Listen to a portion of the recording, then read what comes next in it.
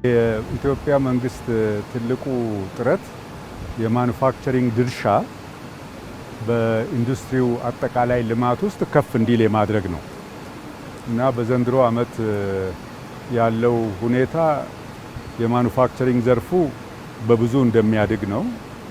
እዚህም መተን ዛሬ ጠዋት የተመለከትናቸው የብረታ ብረት ኢንዱስትሪዎች አሉ፣ የምግብ ኢንዱስትሪዎች፣ የመኖም ኢንዱስትሪዎች አሉ። በጣም ተስፋ የሚሰጥ ነገር ነው ያየሁት። በብዙ ተስፋ የሚሰጥ ነገር ነው ያየነው። ተጨማሪ አዳዲስ ኢንዱስትሪዎች ወደ ስራ እንዲገቡ ለማድረግ አስችለዋል።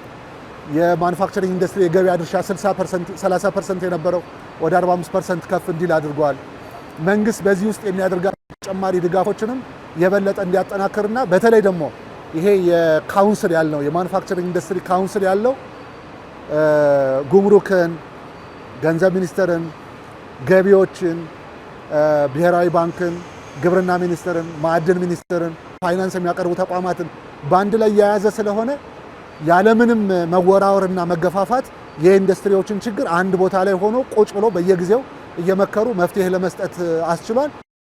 በባህር ዳር ከተማ የተመለከትነው ነገር የኢንዱስትሪው እንቅስቃሴ በጥሩ ደረጃ ወደ ልማት እየገባ መሆኑን የሚያሳይ ነው። የኢትዮጵያ የልማት ግብ ወደ ኢንዱስትሪያላይዜሽን እንደሆነ ይታወቃል። ለዛ መሰረት የሆኑ ጥሩ መነሻ የሆኑ ተስፋ የሚሰጡ ጅምር ስራዎችን አይተናል። የኢንዱስትሪዎቹ የአቅም አጠቃቀምን በምንመለከትበት ጊዜ በኢትዮጵያ ታምርት ንቅናቄና በኢንዱስትሪ ካውንስሉ በየጊዜው በሚያደርገው ድጋፍ ከጊዜ ወደ ጊዜ መሻሻል ማሳየቱን ታዝበናል ማለት ነው። ኢንዱስትሪያሊስቶቹ ለስራዎቹ ያላቸውን ፍላጎት፣ መተማመን፣ ተስፋን፣ ከፍተኛ የሆነ የስራ ትጋትን፣ ፍላጎትን፣ በርትቶ መስራትን፣ ውጤታማነትን በምልክ እያሳኩ እንደሆነ ያየውበት አንዱ ሀቅ ነው ማለት ነው።